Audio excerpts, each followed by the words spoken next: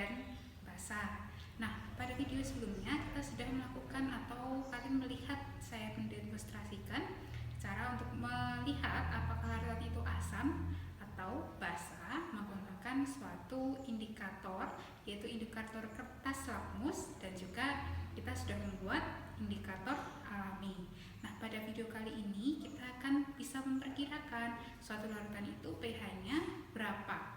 Nah, kita akan menggunakan yang disebut sebagai indikator universal. Ada dua indikator universal, yaitu indikator universal cair dan juga indikator universal stick. Nah, untuk memperkirakan pH pada video kali ini, kita akan menggunakan indikator universal cair. Mari kita mulai video pada praktikum hari ini. Baik, kita mulai demonstrasi pada video kali ini. Nah, untuk langkah kerja yang akan saya lakukan itu sudah saya tulis atau sudah saya upload di file petunjuk praktikum asam basa 2. Jadi yang akan saya lakukan pertama adalah saya mengambil sepotong kertas lakmus merah dan lakmus biru di sini.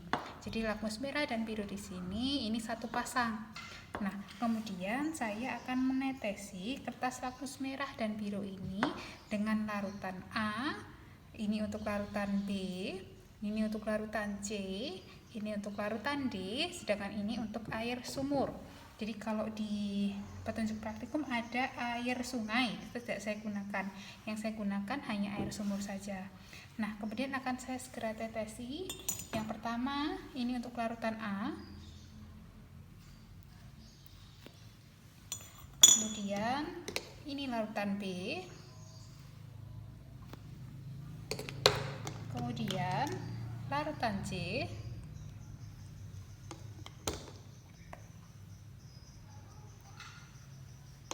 kemudian yang berikutnya larutan D,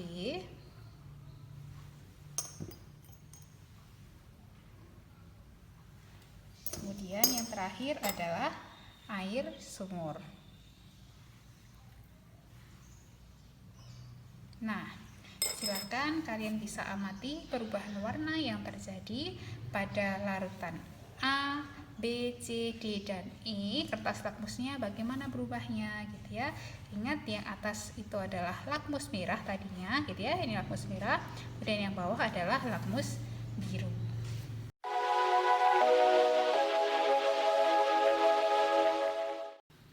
Baik, yang berikutnya di sini saya sudah mengisikan larutan A pada 4 tabung reaksi. Jumlahnya itu kira-kira sama tingginya gitu ya. Nah, larutan A ini sudah saya masukkan ke 4 tabung reaksi. Nanti pada tabung reaksi pertama saya akan memasukkan metil jingga, kemudian tabung yang kedua metil merah, kemudian tabung yang ketiga dengan BTB atau bromtimol biru, kemudian yang keempat dengan PP. Nah, saya akan segera mulai memasukkan dulu. Yang pertama di tabung pertama untuk larutan A menggunakan metil jingga. Kemudian pada tabung yang kedua saya akan tetesi dengan metil merah. Kemudian yang ketiga saya akan tetesi dengan BTB. Kemudian pada tabung yang keempat saya akan tetesi dengan PP. Baik, saya akan coba campur dulu, kocok-kocok. Nah, seperti ini. Ya, bisa kalian lihat di sini bagaimana warna yang terjadi pada larutan A. Di mana dengan menggunakan metil jingga ini warnanya merah, dengan metil merah warnanya merah, dengan bromtimol biru warnanya kuning, kemudian dengan menggunakan PP warnanya tetap jernih. Baik, kemudian pada larutan B, larutan C di sini. Kemudian pada larutan D akan saya lakukan sama seperti yang di larutan A, gitu ya. Begitu juga dengan air sumur. Nanti akan sama saya lakukan seperti yang larutan A.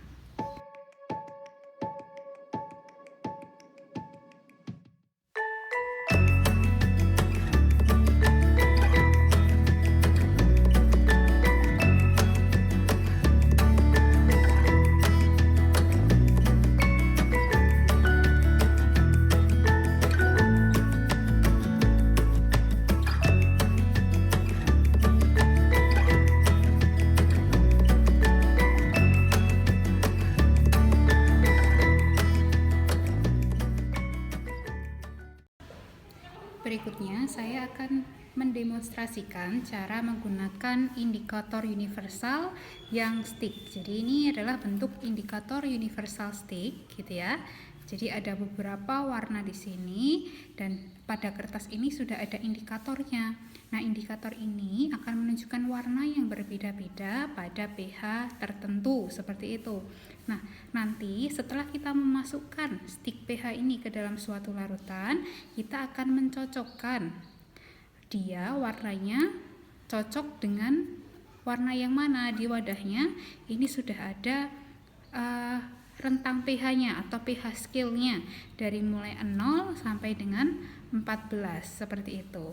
Baik, saya akan mulai mencoba memasukkan atau meneteskan suatu larutan gitu ya.